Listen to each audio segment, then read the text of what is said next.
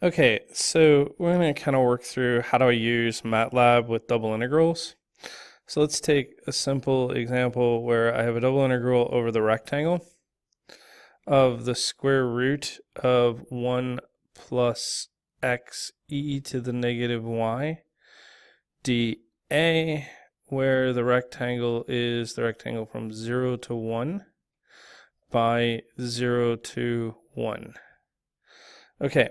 So normally we would iterate this rectangle as 0 to 1, 0 to 1. The f of x, which is 1 plus e to the negative y, dy dx. And this is how MATLAB likes to take this. Okay, so we have a function called integral 2. Okay, and it's set up to take the f function, the x min, the x max, the y min, and then the y max. So it takes 5 parameters, 1, 2, 3, 4, 5, based on the idea of an iterated integral. So if you think about this, the y's are on the inside here and the x's are on the outside. So let's see what MATLAB does with this. Okay, so I'm in the MATLAB code and I create a function. F is going to be at xy, so it's a multivariate function with the square root of 1 plus x times exp of negative y, so it's going to be e to the negative y. Yep, it yelled at me because I typed what was on the page and not what, there we go, plus, there we go, that's it. So there is my function, and I have a handle in there. So now the MATLAB code for this is going to be integral 2, right, of f, and then the x bounds are 0, 1, the y bounds were 0, 1, and that returns a value of 1.436. So that was pretty simple. It dealt with it fairly quickly. Okay, so let's look at some other cases. Okay, so let's take the integral from 0 to 1. Now we've got x squared to x of 1 plus 2y dy dx. Okay, so again, I'm in the correct form, right? So the x is here. But now I have function values, x squared and x, going on here. So I'm going to have to declare a total of 3 functions. We're going to call this one f. We'll call this one g1. We'll call this one g2. And we'll see how that works out. So let's go to MATLAB and see how this plays out. So I'm back in the MATLAB environment. I'm going to use f is my multivariate function, x, y, and I want that to be 1 plus 2 to the y, right? And then I need my 2 bounds functions. So this is just going to be a single variable, so it's going to be at x for x.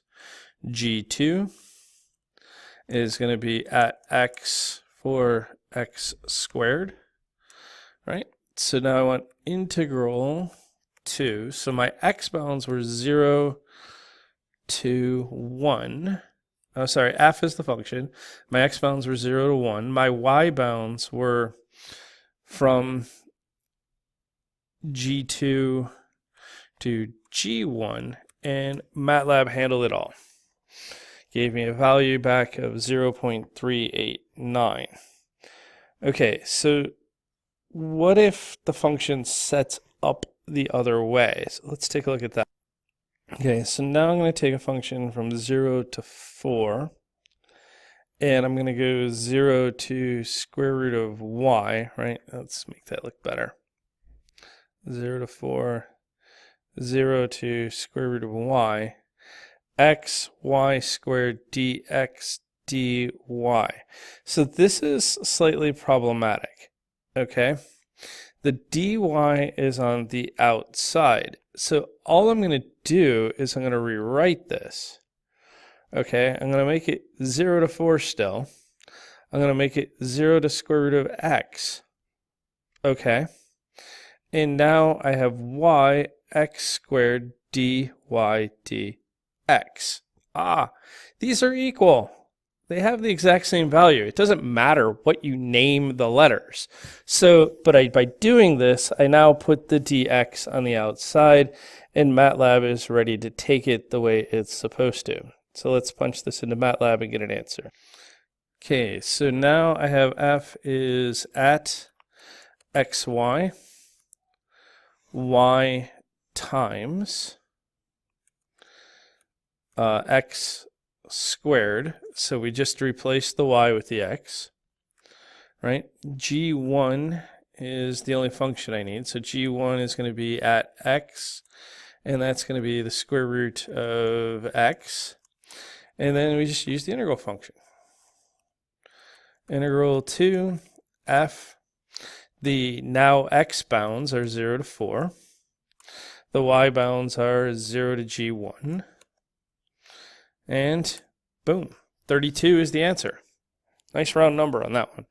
All right, so go back, take a look at it, see what happens, and we'll get there. But if you notice what we just had to do, because the dy was on the outside, was just change the letters within the problem. So let's take a look at a problem, and we're going to see what the answer comes up with, both using rectangular, and then we're going to do the same problem again using polar. Okay, so let's say I have the integral from -3 to 3, and the integral from 0 to the square root of 9 minus x squared, sine of x squared plus y squared dy dx. Okay, so this is like a correct rectangular problem set up with dx. The polar representation for the same problem. So if you think about this, this is a circle with a radius 3, right? So the radius is going from 0 to 3. We're positive, right? And we're starting at 0, so we're going to have that as an upper bound. Kind of thinking about what's going on here, I have that arch. This is my region because I'm going from 0 to that arch from 3, -3, right? So this is going to go from 0 to pi. And then we're sine of, well, x squared plus I squared is just r squared. R d theta would be the polar representation of this. So we're going to punch in both the rectangular and the polar representation into MATLAB, and we're just going to see how it goes. All right, so let's pause that and get to MATLAB. Okay, so looking at it from the rectangular point of view, where f is at xy, and we're the sine of x squared plus y squared, right? There we go. And we have a function g1, which is at x, and this is the square root of 9 minus x squared. Okay, so using integral 2, we go f of -3 to 3, of 0 to g1, because we were in the correct form, and we get roughly 3 and a little bit left over. So now let's do this from a polar point of view. So f is going to be at tr, so I'm going to use t for the theta, and this is going to be r times sine of r squared, right? There we go. And then we're going to have integral 2 b of f from 0 to pi, and then 0 to 3, and exact same number. So there we go, exactly what we expected to happen. All right, so we can do double integrals. We can do them when x is on the outside, we can do them when y is on the outside, and we can do them in polar form. All right, so there you go. We're going to end that, and that should give you enough MATLAB help to be able to solve these.